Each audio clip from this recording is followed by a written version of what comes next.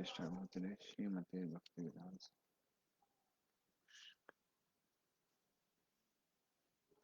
नमामुष्पदाय कृष्णाभिक्षाभूतले श्रीमते भक्ति विधान स्वामी नामे नमस्ते सरस्वती देवी गौरवाणी प्रसारणे विशेष शृंगाली पासाद्यस्तान्य जय श्री कृष्ण चैतन्य प्रभु नित्यानंद श्री अद्वैत गदाधर शिवासादि गौर भक्तवृंद हरे कृष्णा कृष्णा कृष्णा कृष्णा हरे हरे हरे राम राम राम हरे हरे हरे कृष्ण कृष्ण कृष्ण हरे हरे हरे राम राम राम हरे हरे हरे कृष्ण कृष्ण कृष्ण हरे हरे हरे राम राम राम हरे हरे हरे कृष्ण कृष्ण कृष्ण हरे हरे हरे राम राम राम हरे हरे हरे कृष्णा कृष्णा कृष्ण हरे हरे हरे राम राम राम हरे हरे हरे कृष्णा कृष्ण कृष्ण हरे हरे हरे राम राम हरे हरे हरे कृष्णा कृष्णा कृष्ण हरे हरे हरे राम राम राम हरे हरे हरे कृष्ण कृष्ण हरे हरे हरे राम राम राम हरे हरे जय राधा गोविंद राधा गोविंद श्री राधे जय गौरानिताय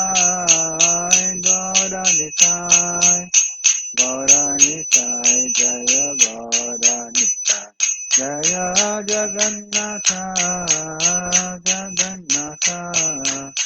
बलदेवा जय सुभद्रा जय जय प्रभुपाद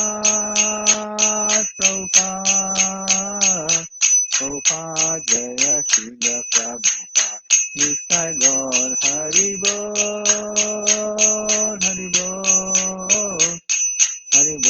निताय गौर हरि बोल। नाम संकीर्तन की जय, श्रील गोपाल की जय। हरे कृष्णा। तो हम लोग भगवत गीता डिस्कस कर रहे थे।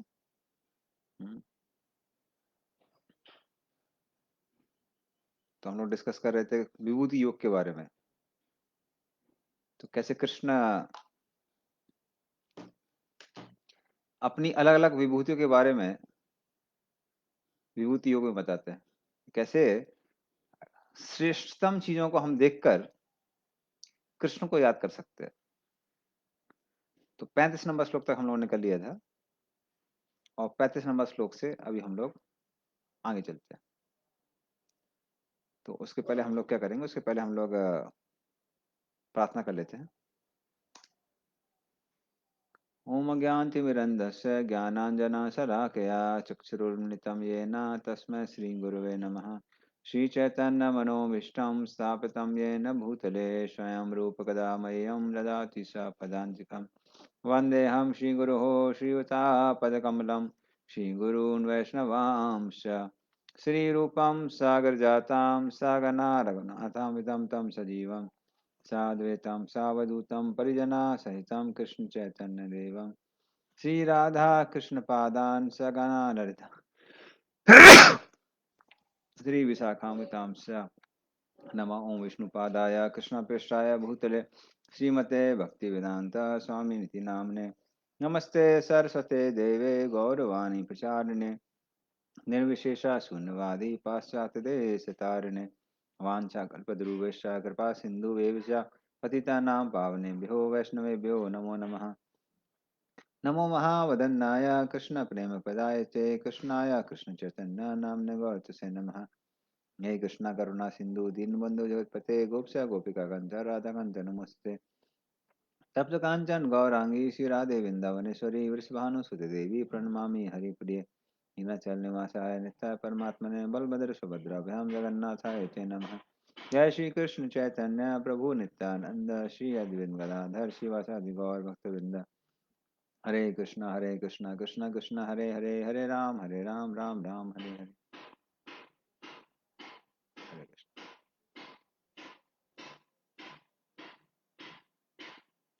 हरे कृष्ण। तो हम लोगों ने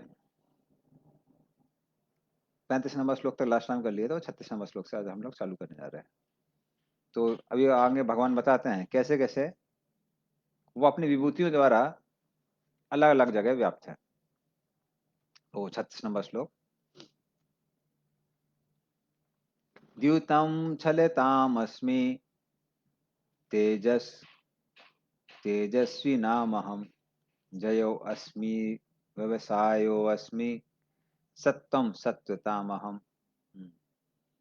तो भगवान बोलते हैं द्यूतम छलताम अस्मि। हाँ, तो छल करने वालों में मैं कौन हूं? द्यूत क्रिया मतलब जुआ। तो जब भी जुआ होता है तो उसमें कुछ लोग हारते हैं कुछ लोग जीतते हैं। एक ही व्यक्ति जो हमेशा जीतता है वो है उसका जो मालिक है। जो कैसीनो का मालिक होता है वो हमेशा जीतता है, बाकी लोग कुछ लोग लॉस में आते हैं और कुछ लोग प्रॉफिट में जाते हैं। और जनरली देखा गया है कि अगर आप लॉन्ग टर्म में देखेंगे तो ज्यादातर लोग लॉस में ही जाते हैं। तो हमने देखा है लोगों को अपना घर बेचते हुए, करोड़पति से रोडपति होते हुए, किसके कारण? इस जुए के कारण। इसलिए जुए की प्रवृत्ति को अधर्म का द्योतक बोला जाता है। ऐसे लोगों के घर बर्बाद हो जाते हैं और मन कैसा रहता है? हमेशा उद्विग्न रहता है। तो जब व्यक्ति का मन इतना उद्विग्न रहता है तो फिर वो अलग अलग गलत कार्यों में लग जाता है। हाँ, तो इस तरह से भगवान बोलते हैं छलने वालों में मैं कौन हूँ? जुआ हूँ। और फिर आगे बोलते हैं तेजा तेजस्वी नामा हम। तो अलग अलग तेजस्वी लोगों में मैं कौन हूं? उनका तेज हूं।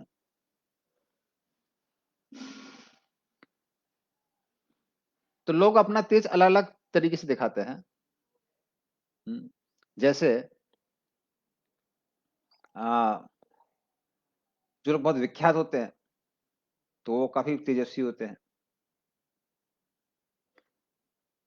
तो लोग उनकी ओर आकर्षित होते हैं। जिन लोगों का बहुत ज्यादा वैराग्य होता है उनकी लोग आकर्षित होते हैं, उनका भी एक तेज है। जो लोग बहुत बुद्धिमान होते हैं उनका भी एक तेज होता है, उनकी ओर लोग आकर्षित होते हैं। पर ये सारा तेज कहाँ से आ रहा है? कृष्ण बोलते हैं ये तेज मुझसे ही आ रहा है। तो जब तक कृष्ण वो तेज तेजस्वी लोगों को नहीं देंगे तब तक तेजस्वी लोग तेजस्वी नहीं हो सकते। और फिर भगवान बोलते हैं जया अस्मि व्यवसाया। तो मैं ही जय हूं। तो जो लोग युद्ध करते हैं या किसी कंपटीशन में पार्टिसिपेट करते हैं तो उनको जय प्राप्त होती है, वो किसके माध्यम से प्राप्त होती है? वो कृष्ण के माध्यम से प्राप्त होती है। तो भगवान दोस्त में मैं जय हूं। हाँ, व्यवसाय, खासकर जब लोग बिजनेस वगैरह करते हैं या फिर कोई एडवेंचर करते हैं, तो उसमें अगर मान लीजिए उसको सफलता मिल रही है, वो किसी कारण है, वो कृष्ण के कारण ही है।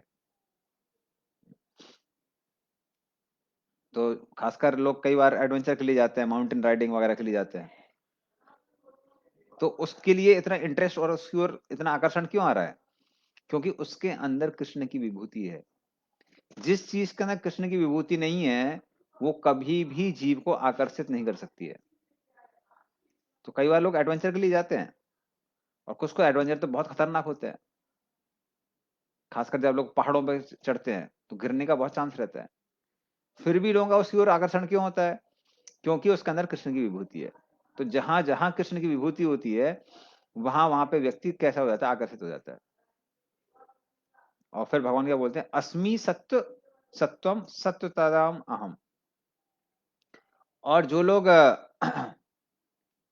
शक्तिशाली हैं, उनकी शक्ति भगवान बोलते हैं कहां से आ रही है? वो भी मुझसे आ रही है। पर ये शक्ति कौन सी शक्ति है? ये सत्व गुण की शक्ति है। मतलब वो शक्ति जो धर्म की रक्षा के लिए काम आती है, वो शक्ति जो धार्मिक कार्यों के लिए काम आती है, ना कि वो शक्ति जो कि शोषण के लिए काम आती है। हाँ, तो इसलिए जो भी शक्तिशाली लोग होते हैं, उनकी शक्ति तब तक लाभदायक है जब तक वो धार्मिक कार्यों के लिए उसका इस्तेमाल होता है। मतलब लोगों की सुरक्षा के लिए, शोषण के लिए नहीं। तो वो भी भगवान क्या बोल रहे हैं कि वो भी कहां से आता है? भगवान बोलते हैं कि वो सब भी मुझसे ही आता है। और फिर अगले श्लोक में भगवान कहते हैं, वृष्टिनां वासुदेवो अस्मि पांडवानां धनंजयः मुनीनाम अप्यहम व्यासः कवीनाम पूषना कविः। तो वृष्टिनाम वासुदेव अस्मि, तो सारे विष्णुवंशियों में मैं वसुदेव का पुत्र कृष्ण ही सर्वश्रेष्ठ हूं। इसमें कोई आ, संशय नहीं है। फिर पांडवा नाम धनंजय, और सारे पांडवों में धनंजय अर्थात मैं अर्जुन हूं। तो अर्जुन को धनंजय क्यों कहते हैं? क्योंकि जब युधिष्ठिर महाराज ने अश्वमेध यज्ञ किए थे, तो उसमें अर्जुन ही धन लेके आया था, इसलिए अर्जुन का नाम धनंजय है। और अर्जुन भगवान क्यों बोलते हैं कि मैं सारे पांडवों में अर्जुन हूं? क्योंकि वाकई पांडव या तो शक्ति में बहुत निपुण थे या धर्म के मामले में बहुत निपुण थे। जैसे कि युधिष्ठिर महाराज, वो अपने धर्म परायणता के लिए जाने जाते हैं, किंतु जहां तक शक्ति की बात आती है, कई बार वो पराजित हुए। तो उनके लिए शक्तिशाली लोगों में युधिष्ठिर महाराज की गणना नहीं होती है। जहां भीम की बात आती है, तो भीम बहुत शक्तिशाली है, लेकिन धर्म के मामले में भीम की उतनी गणना नहीं आती है। किंतु जहां अर्जुन की बात आती है, अर्जुन शक्तिशाली भी था और धार्मिक भी था। तो दोनों की दोनों चीजें एक साथ अर्जुन के साथ में थी। इसलिए भगवान बोलते हैं सारे पांडवों में कौन हूं? धनंजय हूं। तो इस तरह से वैदिक समाज में या समुदाय में दोनों चीजों का महत्व है। किसका? सामर्थ्य का तो महत्व है ही, वो आजकल भी है, लेकिन साथ में धर्मज्ञता का भी बहुत महत्व है कि व्यक्ति को धर्मशील होना चाहिए। अन्यथा लोग क्या करेंगे? अपनी शक्ति का दुरुपयोग करेंगे। इसलिए वैदिक समाज में दोनों चीजें सिखाई जाती थी, स्किल और वैल्यू, दोनों के दोनों। क्योंकि यदि व्यक्ति के पास स्किल है किंतु वैल्यू नहीं है, तो इस स्किल का क्या करेगा? दुरुपयोग करेगा। बल्कि दुनिया में जो सबसे ज्यादा खराब काम करने वाले लोग हैं, वो भी स्किलफुल ही होते हैं, अन्यथा इतना ज्यादा खराब काम नहीं कर सकते। हाँ, जब वर्ल्ड ट्रेड सेंटर में जो हमला हुआ, कितना साइंस थी उसके पीछे कि कहाँ पे हमला किया जाए, कैसे हमला किया जाए, दोनों के दोनों गिर जाए। तो वो सब बुद्धिमानी लोगों का ही कार्य है। तो इस तरह से बिना बुद्धिमत्ता के गलत काम भी नहीं हो सकते हैं। इसलिए बुद्धिमत्ता या फिर स्किल होना अपने आप में काफी नहीं है, पर्याप्त नहीं है। साथ में क्या होना चाहिए? वैल्यू होना चाहिए। और इसी वजह से आजकल लोग बहुत परेशान रहते हैं। हॉस्पिटल जाने से पहले पूछते हैं कि लूटने वाला हॉस्पिटल तो नहीं है।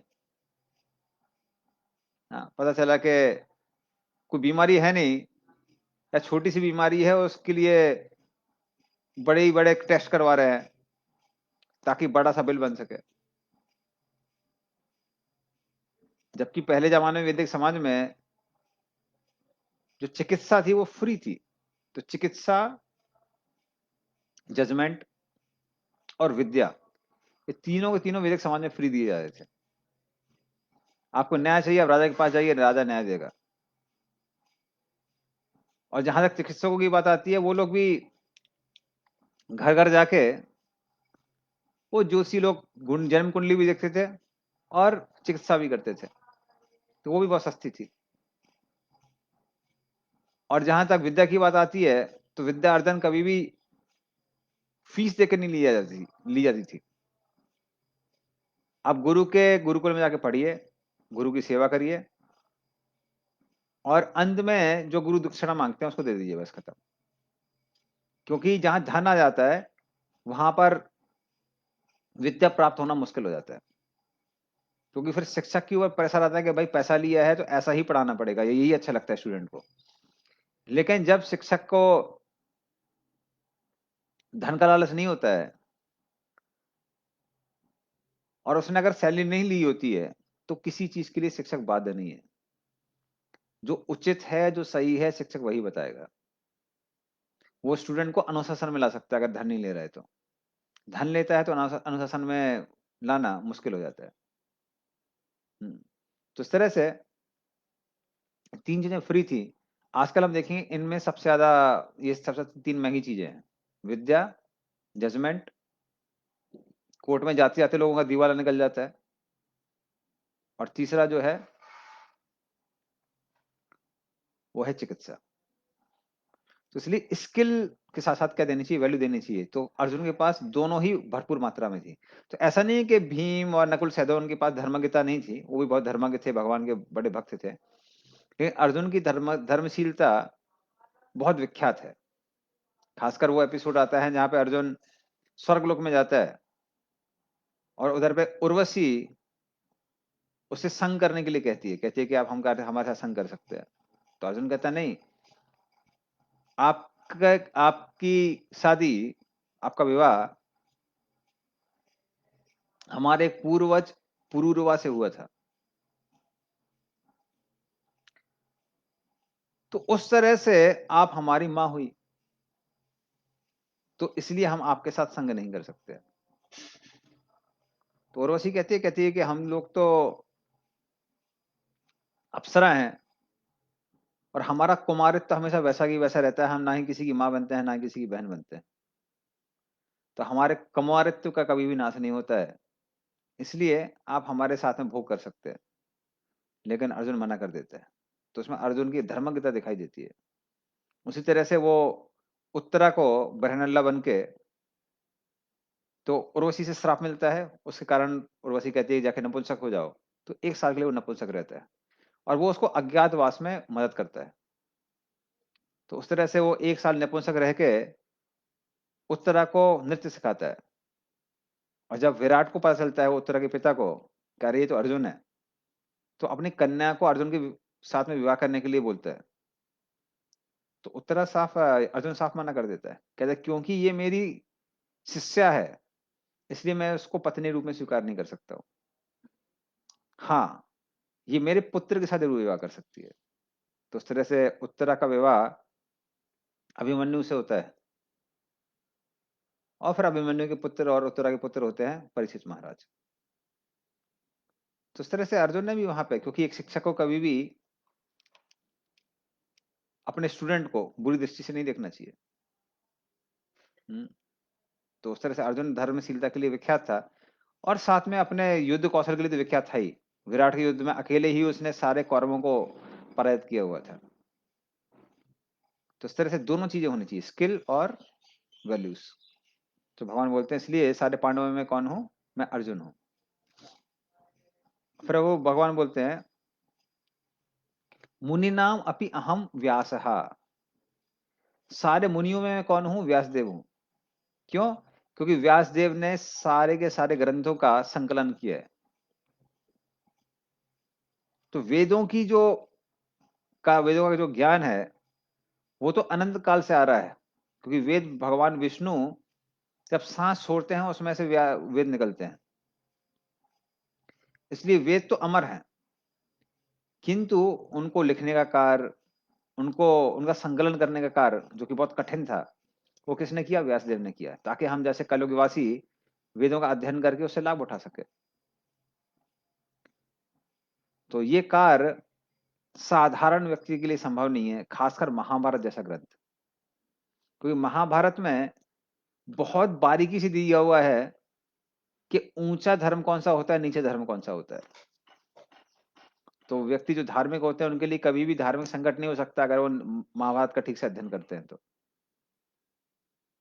बल्कि जो व्यासदेव के पिता है पराशर मुनि, वो अन्य ऋषियों को कहते हैं, महाभारत देख के ये सिद्ध हो जाता है कि व्यास जो मेरे बेटे हैं, व्यास मतलब कृष्ण द्वैपायन व्यास, क्योंकि व्यास एक पदवी है, बदलती रहती है, और हर कलयुग में व्यास आते हैं। तो पिछले के पिछले कलयुग में पराशर मुनि कहते हैं मैं ही व्यास था, और अन्य भी बहुत सारे व्यास आए हैं, लेकिन किसी ने महाभारत जैसे ग्रंथ का संकलन आज तक नहीं किया है। तो महाभारत जैसे ग्रंथ को देख के समझ में आता है कि निश्चय है, निश्चित ही व्यासदेव जो हमारे पुत्र हैं उनके पास भगवान विष्णु की शक्ति है, इसलिए व्यासदेव को भगवान विष्णु का सक्ता विष अवतार कहा जाता है। तो भगवान बोलते हैं कि सारे मुनियों में मैं कौन हूं? व्यास हूं। और फिर आगे कहते हैं कवि नाम ऊसना कवि ही, और जो कवि लोग हैं, जो थिंकर्स हैं, तो आजकल उनको थिंकर बोला जाता है, तो उसमें भगवान क्या बोलते हैं? मैं कौन हूं? ऊषण। ऊषण का मतलब है शुक्राचार्य, क्योंकि विजय प्राप्त करने में जो शुक्र नीति है, शुक्र नीति को बहुत महत्व दिया जाता है। तो कहते हैं शुक्र नीति से कोई भी युद्ध करता है तो आराम से विजय प्राप्त कर सकता है। तो उस तरह से उसमें भगवान बोलते हैं मैं कौन हूं? शुक्राचार्य हूं। तो शुक्राचार्य को सारे मुनियों में श्रेष्ठ कहा जाता है। और फिर आगे भगवान बोलते हैं दंडो दमतामस्मि नीतिरस्मि जिगीषताम् मौनम चैवास्मि गुह्यानां ज्ञानम ज्ञानवतामहम्। तो भगवान को बोलते हैं दंडो दमताम अस्मि। तो दंडो, दंड देने में, तो साम दाम दंड भेद में मैं कौन हूं? भगवान बोलते हैं मैं दंड हूं। क्योंकि कई बार लोग समझने से नहीं मानते हैं, धन देने से नहीं मानते हैं, पॉलिटिक्स से भी यहां वहां पर क्या हो जाते हैं, पॉलिटिक्स को भी ओवरकम कर देते हैं। लेकिन जब ऐसे लोगों के समक्ष दंड आता है तो बड़े बड़े लोग भी कैसे हो जाते हैं? आपके अधीन हो जाते हैं। तो इसलिए भगवान बोलते हैं साम दाम दंड भेद में मैं कौन हूं?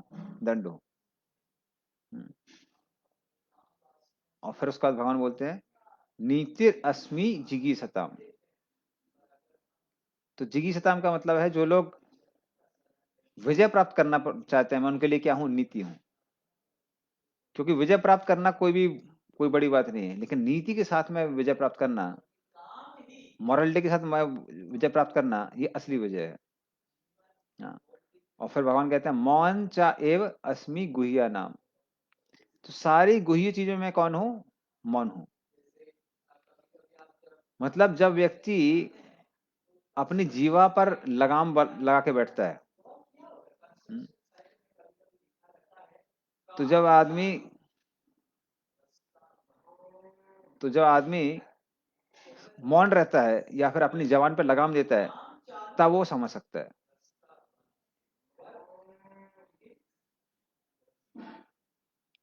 ओके।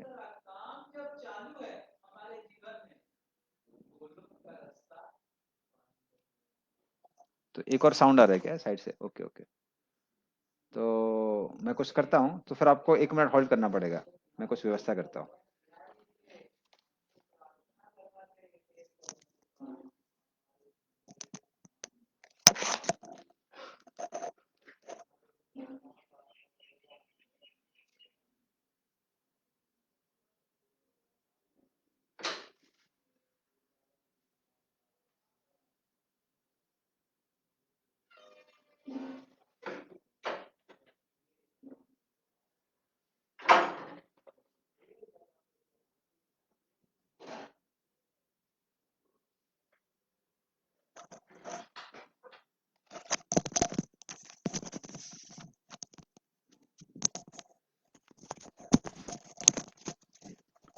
सीधा अभी ठीक है, अभी तो वो नहीं आ रहा है ना, और एक साउंड नहीं आ रहा होगा अभी। ठीक है, तो हम लोग आगे बढ़ते हैं। तो फिर भगवान बोलते हैं, ज्ञानम, हाँ, मौनम चैवास्मि गुह्यनाम, तो उसके बारे में हम बता रहे थे, कैसे अगर चीजों को सीक्रेट रखना है तो उसमें भगवान में क्या बोलते हैं, मैं मौन हूं। क्योंकि व्यक्ति जब अपनी जीभ पे लगाम देता है तब वो सोच सकता है। यदि व्यक्ति बोलता रहता है, बोलता रहता है, बोलता रहता है, तो सोच नहीं सकता है। इसलिए व्यक्ति जब शांत रहता है तब सोच सकता है। और फिर भगवान क्या बोलते हैं, ज्ञानम ज्ञानवताम अहम। और ज्ञानी लोगों का ज्ञान कहाँ से आता है, भगवान बोलते हैं मुझसे ही आता है। इसीलिए हम दूसरे के ज्ञान की ओर आकर्षित होते हैं। तो हर चीज की जो जड़ है, हर वो कहाँ से आती है, वो भगवान से ही आती है। तो ज्ञान की भी और भी हम आकर्षित क्यों होते हैं, इसी के कारण। और फिर आगे भगवान बोलते हैं, यच्चापि सर्वभूतानां बीजं तद अहम अर्जुन न तदस्ति विना यत्स्यान् मया भूतम चराचरम। और भगवान बोलते हैं, यच्चापि सर्वभूतानाम, जो भी देहधारी लोग हैं, उनका मैं कौन हूं, बीजम,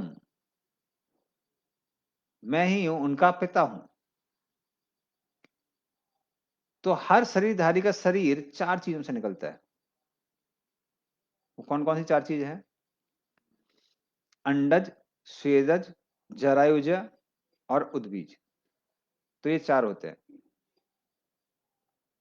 तो एक तरह से जो जीव उत्पन्न होता है वो है अंडज, मतलब अंडे से उत्पन्न होता है। तो पक्षी इत्यादि हैं वो अंडे देते हैं। कुछ जो कीट कीट होते हैं वो भी क्या देते हैं, अंडे देते हैं। तो उस तरह से कुछ जीव राशियां किससे निकलती हैं, अंडे से निकलती है। और फिर होता है स्वेदज। स्वेदज मतलब पसीने से, तो पसीने से भी कुछ जीव राशियां निकलती हैं। उद्बीज, जो पेड़ पौधे हैं वो कहाँ से निकलते हैं, बीज से निकलते हैं। और जरायुजा, जरायुजा मतलब माता के गर्भ से। तो कुछ जीव हैं वो कहाँ से निकलते हैं, वो माता के गर्भ से निकलते हैं।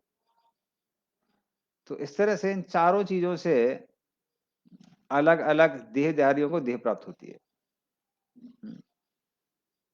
तो उसमें भगवान बोलते हैं, इसी तरह से सारे देवदारियों को धीर देह कहाँ से प्राप्त हो रही है, मुझसे ही प्राप्त हो रही है। तो कई बार माता को लगता है, पिता को लगता है कि बच्चे को जन्म हमने दिया है, तो माता पिता माध्यम जरूर हैं, लेकिन जन्म देने वाले कौन है, भगवान ही है। इसलिए स्त्री पुरुष कई बार भोग भी करते हैं एक दूसरे के साथ में, लेकिन संतान उत्पत्ति नहीं होती है। क्योंकि संतान उत्पत्ति किसके माध्यम से होती है, वो भगवान की कृपा से होती है। और फिर जब बच्चा माता के गर्भ में, उसको शरीर मिलता है, तो माता क्या करती है उसको शरीर देने के लिए। लेकिन आप देखेंगे शरीर इतना कॉम्प्लेक्स है। शरीर के किसी भी हिस्से पे हजारों पीएचडी हो सकती है, और होती हैं। जैसे आंखों पे हजारों पीएचडी हो चुकी है। आई स्पेशलिस्ट इतना सारा शोध करते रहते हैं। तो आप एक कोशिका की तरफ भी देखेंगे तो देखेंगे वो कितनी कॉम्प्लेक्स है।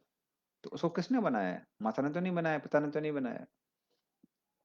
तो उस तरह से जीवधारियों को भी जो शरीर प्राप्त होता है, शरीरधारियों को, तो शरीरधारियों को जो शरीर प्राप्त होता है वो कहाँ से प्राप्त होता है, भगवान बोलते हैं वो मुझसे ही प्राप्त होता है। तो उन सब का मैं क्या हूं, बीज हूं। और फिर भगवान बोलते हैं, ना तद अस्ति विना यत स्यान। हाँ,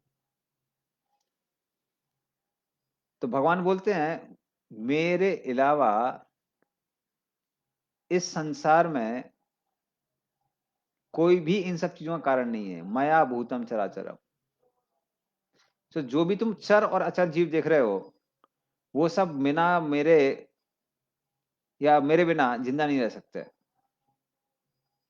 तो कुछ चर जीव होते हैं, कुछ अचर जीव होते हैं। तो चर जीव कौन से हैं? जैसे पशु, पक्षी, कीट इत्यादि, ये सब चर जीव हैं।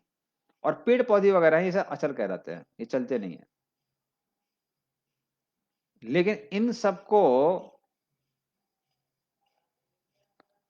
ये सारे कार्य क्यों कर पा रहे हैं? क्योंकि उन सब के अंदर कौन विद्यमान है? उन सब के अंदर परमात्मा विद्यमान है। तो जब तक परमात्मा विद्यमान नहीं होंगे तो चीजें नहीं होंगी। हाँ, तो ये भगवान यहाँ पर समझाते हैं।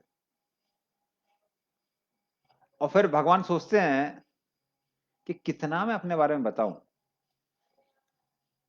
तो इसलिए भगवान क्या करते हैं, 40 नंबर श्लोक में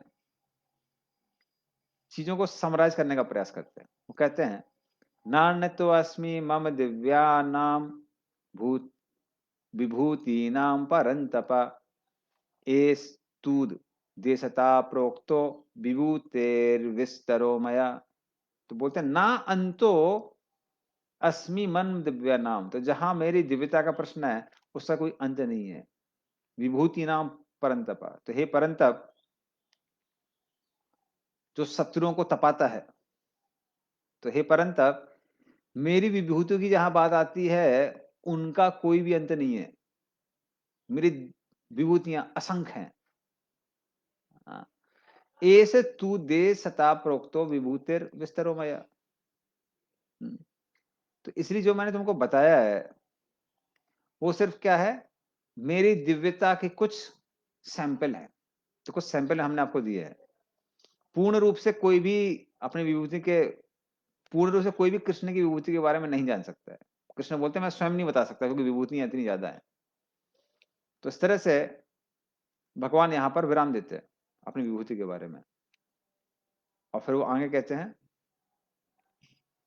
यद यद विभूति मत सत्वम श्रीमत ऊर्जितम एव वा तत्तत् एवावगच्छत्वम मम तेजो अंश संभवम।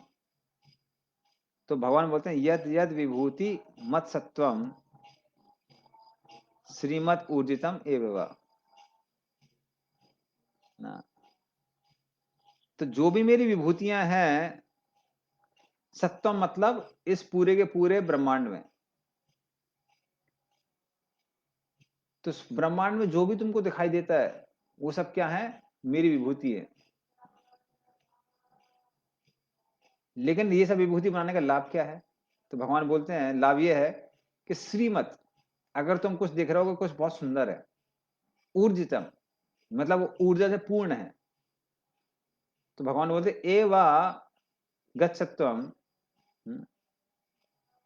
तो तुमको ये समझ में आना चाहिए कि ये सब के सब विभूतियां कहां से आ रही हैं, ये मुझसे आ रही हैं। मतलब अगर आपको कोई भी सुंदर चीज दिखाई दे रही है तो आप सोच सकते हैं कि कृष्ण कितने सुंदर होंगे।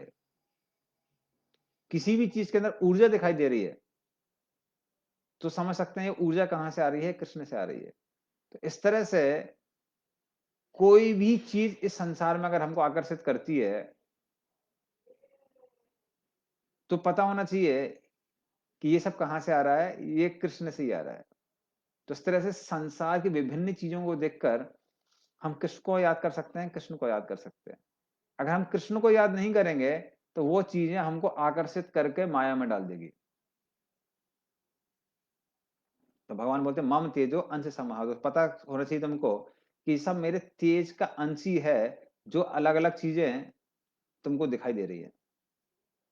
तो भगवान ने विभूति योग बताया है इसलिए, ये बताने के लिए कि कैसे अगर तुमको कोई चीज आकर्षित करती है तो याद करो कि ये कहां से आ रहा है, ये कृष्ण से आ रहा है ना।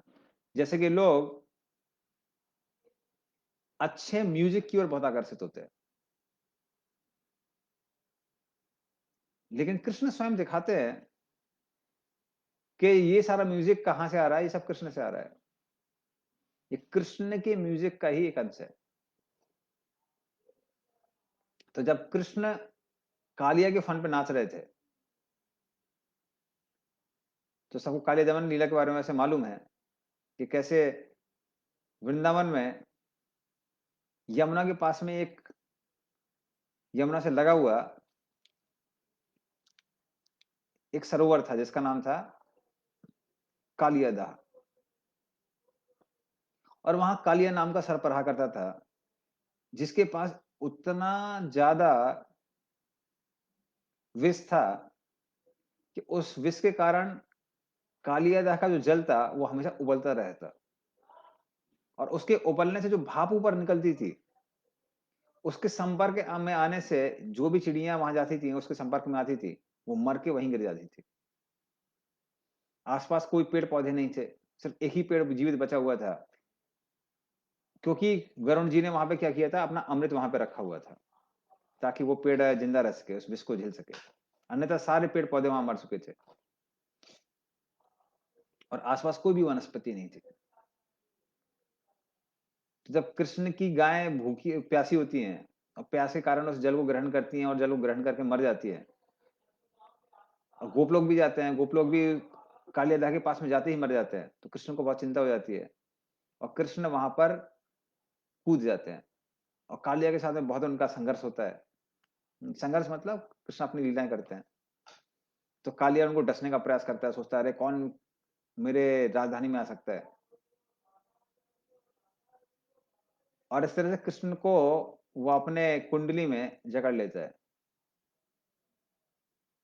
और जब ऐसा होता है, तो सारे के सारे व्रज में अपशकुन दिखाई देने लगता है, भूमि में कंपन होने लगता है, स्त्रियों के दाएं हिस्से और पुरुषों के बाएं हिस्से फड़कने लगते हैं,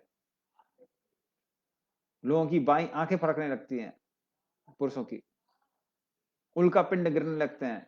सबको समझ में आता है कोई ना कोई आपदा जरूर रही है, और उस तरह से उनको लगता है कि शायद कृष्ण को कोई आपदा आई होगी, क्योंकि आज बलराम जी उनके साथ में नहीं गए। तो वो सोच के सारे ब्रजवासी वहां पर आते हैं, और यशोदा माई तो देख के बेहोशी हो जाती है। नंद महाराज वहां प्रवेश करने का प्रयास करते हैं, पर बलराम जी उनको रोक देते हैं। तो सब लोगों को समझ में नहीं आता कि क्या किया जाए, बिना कृष्ण के हम जी नहीं सकते हैं। तो उस समय कृष्ण क्या करते हैं, अपने शरीर का थोड़ा सा विस्तार करते हैं, और कालिया की कुंडली से कूद के पानी में चले जाते हैं। और फिर कालिया अपने अलग अलग फनों से उनको डसने का प्रयास करता है, और कृष्ण यहाँ से वहां जाते हैं, वहां से वहां जाते हैं, अलग अलग दिशाओं में जाते हैं, और कालिया अपने फंदे में ही फंस जाता है। हाँ। और उस समय कृष्ण क्या करते हैं, जब कालिया अपने फंदे में फंस जाता है, तो कृष्ण उसके फन पर चढ़ते हैं, और वहां पर नृत्य करना चालू करते हैं। तो अपने बांसुरी को बजाते हैं और नृत्य करते हैं, और बांसुरी बजाते और नृत्य करते करते कृष्ण ऐसा नृत्य करते हैं कि कालिया जो अपने फनों से उन पर हमला कर रहा था, तो कृष्ण जब उस पर प्रहार कर रहे थे अपने पैर से, तो नृत्य भी हो रहा था, और कालिया को वो चरण कृष्ण के, जो कि फूल से भी ज्यादा कोमल हैं, वो वज्रपात जैसे लग रहे थे। और इस तरह से कृष्ण बांसुरी बजाने लगते हैं, तो सारे ब्रजवासियों को बड़ा आनंद आता है। और जब देवतागण देखते हैं उसको, तो देवतागण बड़े आकर्षित हो जाते हैं। तो सारी अप्सराएं वहां नृत्य करने लगती हैं, जैसे आजकल हम देखते हैं हीरो हीरोइन के पीछे पीछे उनकी कुछ सहचर सहचरियां होती हैं जो नृत्य करते हैं, हीरो या हीरोइन जैसा। तो उस तरह से वो सारी अप्सराएं आके वहां नृत्य करने लगती हैं, और गंधर्व लोग भी। तो गंधर्व अपने म्यूजिक के लिए जाने जाते हैं, और जो अप्सराएं होती हैं वो अपने नृत्य के लिए जानी जाती हैं। किंतु यहाँ पर गंधर्व ऑर्केस्ट्रा करते हैं, कृष्ण जो बांसुरी बजा रहे हैं उसमें म्यूजिक को ऐड करते हैं, और सब जो अप्सराएं थी वो कि सब कृष्ण के पीछे नृत्य करती हैं, और धीरे धीरे करके वो गीत और नृत्य और ज्यादा मधुर होने लगता है। तो मधुरता बढ़ती जाती है, बढ़ती जाती है, बढ़ती जाती है, सब लोग बड़े प्रसन्न थे। और फिर एक समय आता है कि कृष्ण ऐसी बांसुरी बजाते हैं कि बाकी लोग अपना म्यूजिक नहीं बजा पाते, सबके सब शांत हो जाते हैं, क्योंकि उनको लगता है कि हमारा म्यूजिक मधुरता को कम कर रहा है। और कृष्ण ऐसा नृत्य करते हैं कि सारी अप्सराएं वो भी फेल हो जाती है। तो कृष्ण जब अपनी विभूति दिखाते हैं, तब समझ में आता है कि कृष्ण सारी विभूतियों के जनक हैं। तो शायद नृत्य कहाँ से आते हैं, कृष्ण से आते हैं। सारा म्यूजिक कहाँ से आता है? कृष्ण से आता है। और क्योंकि ये सारी चीजें कृष्ण से आती हैं, इसीलिए ये सारी की सारी चीजें क्या करती हैं? हमको आकर्षित करती हैं। अन्य कोई और कारण नहीं है।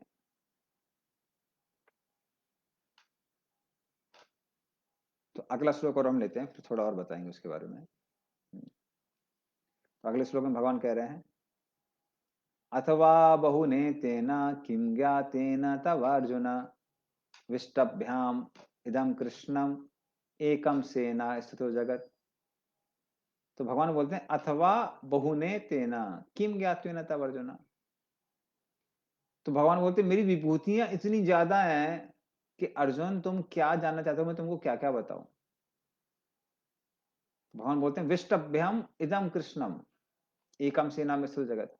तो मात्र मैं अपने अंश के द्वारा पूरे ब्रह्मांड को क्या करता हूं? पूरे ब्रह्मांड में व्याप्त हूं और पूरे ब्रह्मांड को धारण करता हूं, उसको पोषण देता हूं। किससे? मात्र अपने अंश से।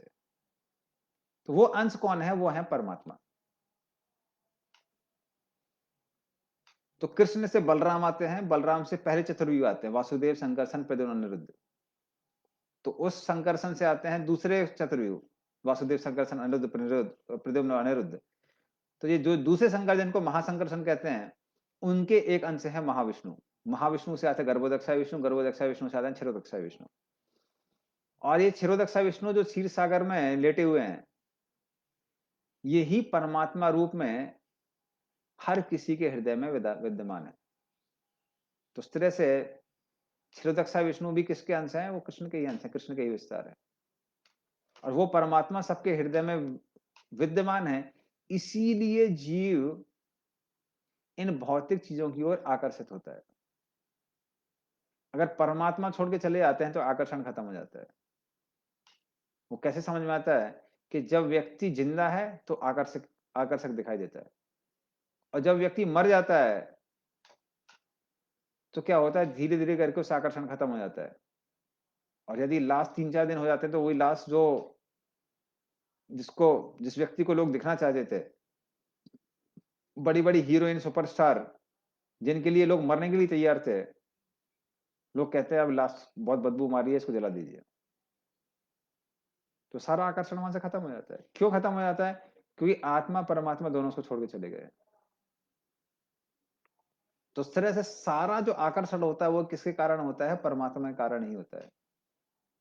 तो जीव कभी भी भौतिक पदार्थों की ओर आकर्षित नहीं हो सकता है, क्योंकि जीव आध्यात्मिक है, भौतिक पदार्थ भौतिक है।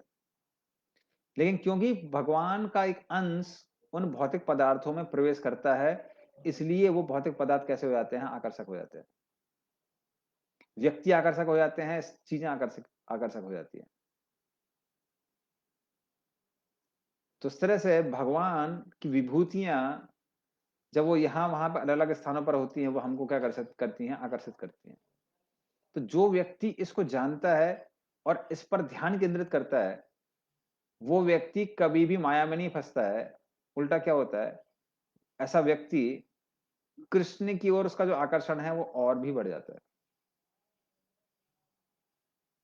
हाँ, तो ये हम लोग देख सकते हैं। तो ये वृंदावन की एक लीला से हम फिर से समझ सकते हैं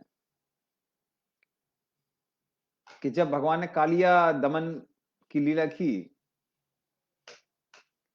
तो उसकी ख्याति पूरे ब्रह्मांड में फैलने लगी कि कृष्ण ने क्या लीला की है, कालिया का दमन कर दिया है। हाँ। अच्छा, ये इसके पहले आता है जब भगवान अघासुर अघासुर को मारते हैं, जो कि एक सर्प के रूप में था।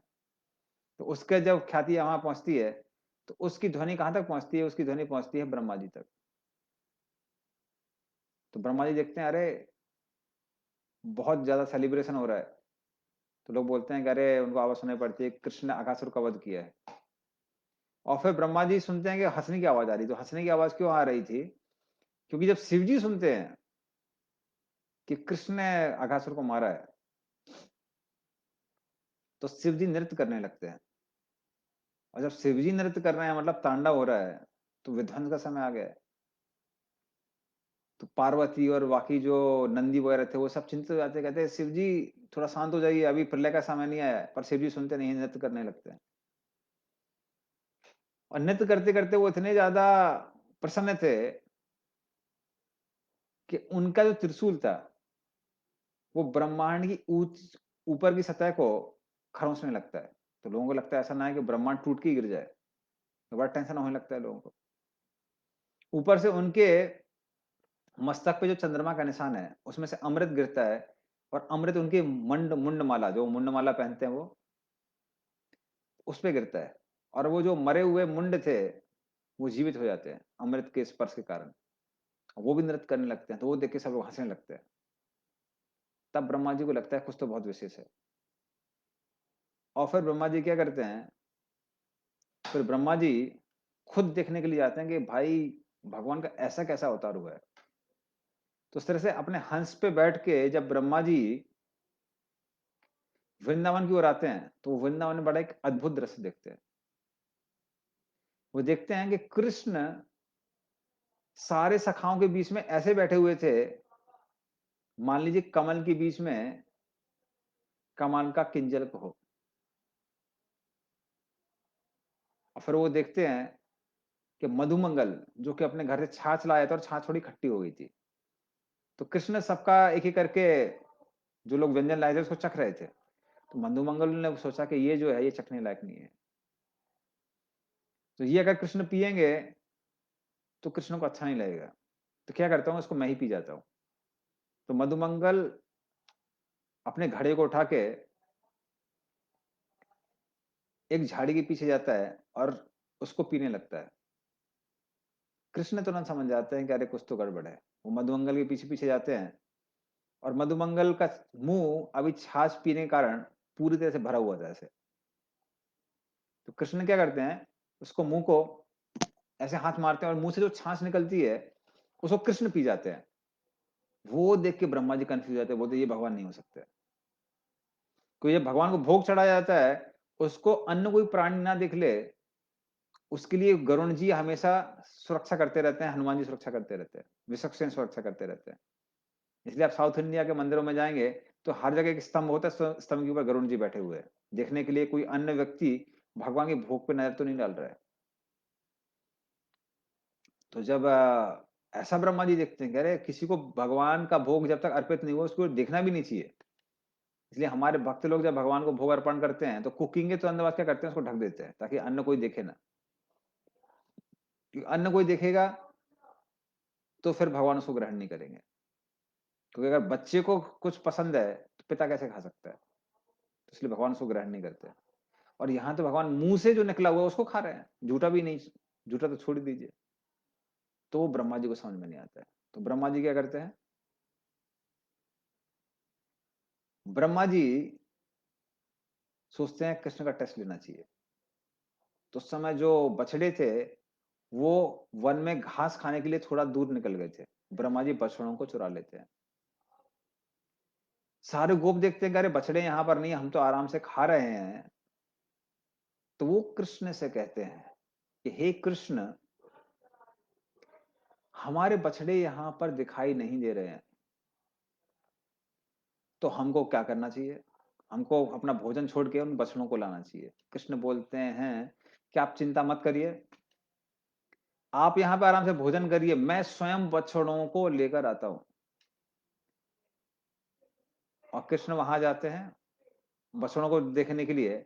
और यहाँ ब्रह्मा जी क्या करते हैं, सारे गोप कुमारों को उनको भी चुरा लेते हैं। और फिर ब्रह्मा जी अपने लोग वापस चले जाते हैं। और कृष्ण को यहाँ समझ में आ जाता है कि कुछ तो गड़बड़ हुई है। वैसे वो भगवान है। और कृष्ण क्या करते हैं, सारे बछड़ों के रूप में विस्तार करते हैं स्वयं, और सारे गोपों के रूप में विस्तार करते हैं। और चीजें वैसी की वैसी चलने लगती हैं।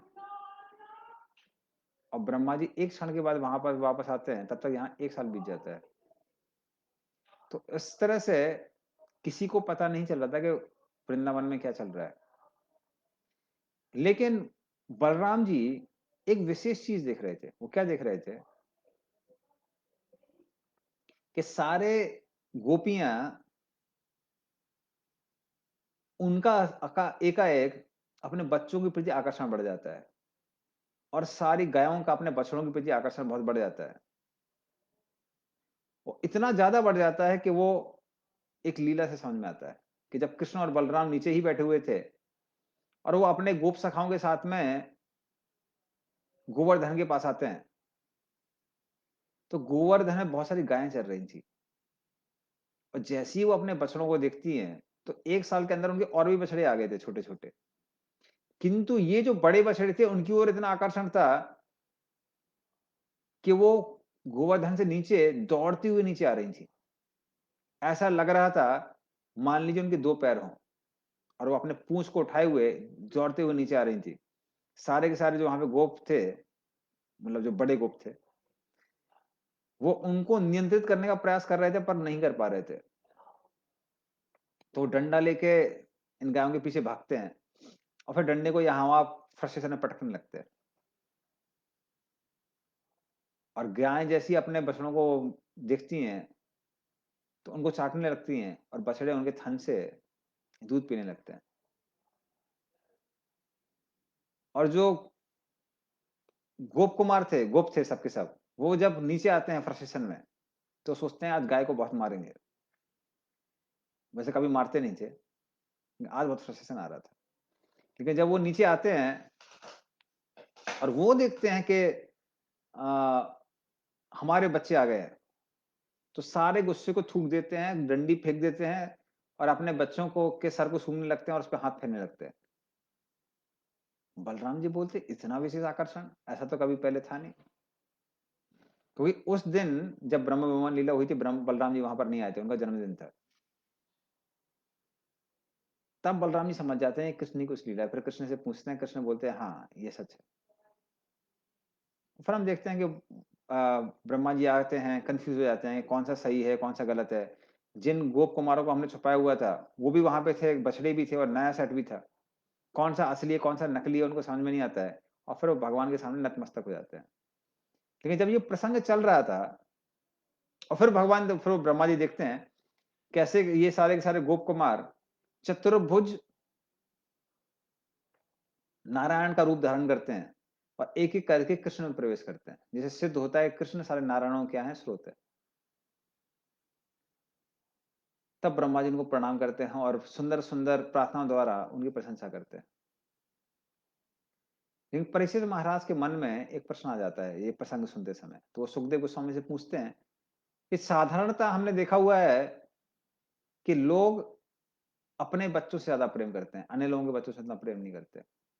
तो ऐसा कैसे हो सकता है कि सारे ब्रजवासी कृष्ण से ज़्यादा प्रेम करते थे? ये तो हमको समझ में नहीं आ रहा है। तब सुखदेव गोस्वामी समझाते हैं। कहते हैं कि लोगों को अपने देश से प्रेम इसलिए होता है, अपने स्वजनों से प्रेम इसलिए होता है, क्योंकि उनको अपने शरीर से बहुत प्रेम होता है। तो जो पाकिस्तान के लोग होते हैं, वो बोलते हैं पाकिस्तान महान है, भारत के लोग बोलते हैं भारत महान है, अमेरिका के लोग बोलते हैं अमेरिका महान है। क्यों महान है? क्योंकि हमको शरीर उस भूमि से प्राप्त हुआ है, इसलिए वो उसको महान कहते हैं। तो लोगों को अपने देश से, अपने स्वजनों से सबसे प्रेम इसलिए होता है, अपने समाज से इतना प्रेम इसलिए होता है, क्योंकि किससे प्रेम है? अपने शरीर से प्रेम है। और लोगों को शरीर से प्रेम इसलिए होता है क्योंकि उसके अंदर आत्मा वास करती है। जैसे हमने बताया था पहले भी आज की क्लास में कि एक बार आत्मा शरीर को छोड़ के चली जाती है, तो उस शरीर की ओर आकर्षण खत्म हो जाता है। तो इसलिए शरीर के लिए आकर्षण क्यों है? क्योंकि उसके अंदर आत्मा विद्यमान है। तो व्यक्ति स्वयं की आत्मा से अनजाने में इतना प्रेम करता है, इसीलिए किससे प्रेम करता है? शरीर से प्रेम करता है। और व्यक्ति को स्वयं से या फिर आत्मा से इतना प्रेम क्यों है? क्योंकि वो परमात्मा का अंश है। इसलिए कृष्ण की ओर जो आकर्षण है वो कैसा है? हर व्यक्ति के लिए नेचुरल है। काम क्रोध से ढके होने के कारण कभी-कभी कृष्ण से क्या हो जाता है? कृष्ण की ओर आकर्षण खत्म हो जाता है। लेकिन जैसे ही काम क्रोध खत्म होता है, व्यक्ति स्वतः ही कृष्ण की ओर आकर्षित हो जाता है। इसलिए ब्रजवासियों का जो आकर्षण था कृष्ण की ओर वो कैसा था? वो नेचुरल था। तो इसीलिए इसे सिद्ध क्या होता है कि हर व्यक्ति किसकी ओर आकर्षित होता है? कृष्ण की ओर ही आकर्षित होता है। किसी को पता है, किसी को नहीं पता है। धनवान व्यक्ति के प्रति प्रति हम आकर्षित क्यों होते हैं? क्योंकि कृष्ण सबसे ज्यादा धनवान है। सुंदर व्यक्ति की ओर हम आकर्षित क्यों होते हैं? क्योंकि कृष्ण सबसे ज्यादा सुंदर है। विख्यात व्यक्ति की ओर हम आकर्षित क्यों होते हैं? क्योंकि कृष्ण सबसे ज्यादा विख्यात है। शक्तिशाली व्यक्ति की ओर हम आकर्षित क्यों होते हैं? क्योंकि कृष्ण इतने शक्तिशाली के गोवर्धन को उन्होंने अपने हाथों में धारण किया 7 दिन 7 रात के लिए। हाँ। ज्ञानवान व्यक्ति की ओर हम आकर्षित क्यों होते हैं? क्योंकि कृष्ण ने आज से 5000 साल पहले भगवत गीता बोली, जिसकी जिसके ऊपर आज भी लोग शोध कर रहे हैं। तो ये सारे के सारे जो गुण हैं, क्योंकि कृष्ण के अंदर हैं, तो इसीलिए हम उन गुणों की ओर आकर्षित होते हैं अनजाने में। हाँ। तो इसलिए जो सारा आकर्षण है वो किसकी ओर आकर्षण है? वो कृष्ण का ही आकर्षण है, कृष्ण की ओर आकर्षण है। तो यदि हम ये हरे कृष्ण महामंत्र करते रहेंगे तो धीरे धीरे करके काम क्रोध लोभ ये खत्म हो जाएगा, और कृष्ण की ओर जो आकर्षण है वो नेचुरली हमारे अंदर आ जाएगा। ये कुछ अननेचुरल नहीं है। तो वही इस पूरे चैप्टर में 10वें अध्याय में समझाया गया है कि अगर हम किसी भी चीज की ओर आकर्षित होते हैं तो क्या याद रखना चाहिए? याद रखना चाहिए कि एक किसकी ओर आकर्षण है? कृष्ण की ओर आकर्षण है। तो इस तरह से जब हम चीजों को कृष्ण से जोड़ देंगे तब हम माया में नहीं फंसेंगे। जैसे ही हम ये भूल जाते हैं कि ये सारी की सारी जो आकर्षण है वो कृष्ण के कारण आता है, तो हम माया में फंस जाते हैं। इसलिए संसार में चीजें हम हमें तभी बांध सकती हैं जब हम उसको कृष्ण से संबंधित नहीं देखते। तो इस श्लोक में हम वही देख सकते हैं, इस चैप्टर से हम सीख सकते हैं कि हर चीज को किससे संबंधित देखना चाहिए? कृष्ण से ही संबंधित देखना चाहिए। हाँ। और ये आकर्षण जागेगा अगर हम नियमित पूर्वक ये हरे कृष्ण महामंत्र करेंगे। हरे कृष्णा कृष्ण कृष्ण हरे हरे, हरे राम राम हरे हरे। इति सोत्कम नाम नाम कलिकल्मषनाशनम माथा परतरोपाया सर्वविद्युषते। तो ये 16 शब्दों का जो नाम है, इसके अलावा और कोई उपाय नहीं है ब्रह्मा जी के अनुसार, सारे वेदों को देखने के बाद। इसलिए अगर हम ये हरे कृष्ण महामंत्र करेंगे तो हम काम क्रोध लोभ इत्यादि से मुक्त होंगे, और फिर कृष्ण की ओर जो हमारा नेचुरल अट्रैक्शन है, प्राकृतिक आकर्षण है, वो कैसा होगा? वो वापस आ जाएगा। और जैसे ही वो आकर्षण कृष्ण की ओर होता है, हम कृष्ण के पास वापस पहुंच जाएंगे उनकी लीलाओं का हिस्सा बनने के लिए। तो इसलिए हम हमारा अनुरोध है आप सबसे कि ये कार्तिक का महीना हुआ है, कार्तिक के महीने में सेल लगी हुई है। जो भी आप कार्य करेंगे कई गुना उसका ज्यादा लाभ मिलेगा, जो भी आप जप कर रहे हैं। तो जितना हो सके उतना जप कीजिए, गीता पढ़िए, भागवत इत्यादि के बारे में सुनिए। हम्म, तो ये हमारा आप सबसे आग्रह है। तो एक प्रश्न और बचा है, सिद्धा ने एक प्रश्न पूछा है, उसका मैं उत्तर देके कथा को विराम देता हूँ। तो सिद्धा ने बोला है कि जैसा कि मैंने बताया कि हम परमात्मा के अंश हैं, हम्म, पर हम but we are not created from परमात्मा। ओके। तो हम जब बोलते हैं कि हम परमात्मा के अंश हैं, तो ऐसा कोई समय नहीं है जब हम परमात्मा से अलग हुए हों। फिर भी हमको परमात्मा का अंश क्यों कहा जाता है? क्योंकि हम परमात्मा की ही शक्ति हैं। कृष्ण या फिर परमात्मा भगवान विष्णु, उनके शरीर से क्या निकलता है? ब्रह्म ज्योति निकलती है। वो ब्रह्म ज्योति किसकी बनी हुई है? जीव राशियों की बनी हुई है। हम सब वो जीव राशि है। तो ऐसा नहीं है कि वो जीव राशि कभी कृष्ण का हिस्सा था, पर वो कृष्ण की एक एनर्जी है। तो कृष्ण किसके बने हैं? 3 पदार्थों के बने हैं, सत चित आनंद। हम भी किसके बने हैं? सत चित आनंद। और हम कृष्ण की ही एक शक्ति हैं, इसलिए हमको कृष्ण का अंश कहा गया है। लेकिन आध्यात्मिक जगत में क्योंकि समय का प्रभाव नहीं होता है, इसीलिए कोई भी चीज किसी और चीज से नहीं निकलती है आध्यात्मिक जगत में। और हम इस आध्यात्मिक जगत से भौतिक जगत में आए हैं। तो इसीलिए कई बार हम उसको नहीं समझ पाते हैं। जैसे इस जगत में क्या होता है, समय हमको नियंत्रित करता है। कैसे नियंत्रित करता है? अब हम चाहें तो वापस अपना बचपन बचपन को वापस नहीं ला सकते हैं। जो बचपन का शरीर चला गया उसको हम वापस नहीं ला सकते हैं। लेकिन आध्यात्मिक जगत में व्यक्ति समय के पीछे भी जा सकता है, समय से आगे भी जा सकता है। तो वहां पर समय लोगों के नियंत्रण में होता है और यहाँ समय हमको नियंत्रित करता है। इसलिए वहां पर जन्म और मृत्यु जैसा कुछ नहीं है। तो आप बोल रहे हैं किसी चीज का जन्म हुआ है, मतलब जन्म से पहले क्या था?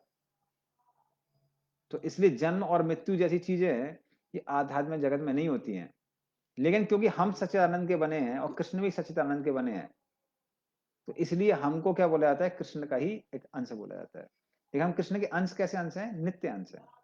ममे वांश जीव लोके जीव भूता सनातन, सनातन काल से ही हम कृष्ण के अंश है।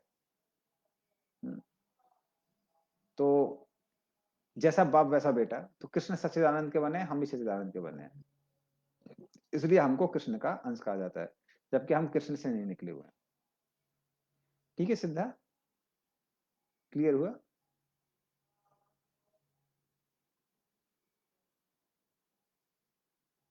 ओके, तो लगता है उत्तर आ गया है। हम्म, तो हम लोग यहीं पे कथा को विराम देते हैं। श्रीमद् भगवत गीता की जय, शील प्रोपाद की जय। हरे कृष्ण।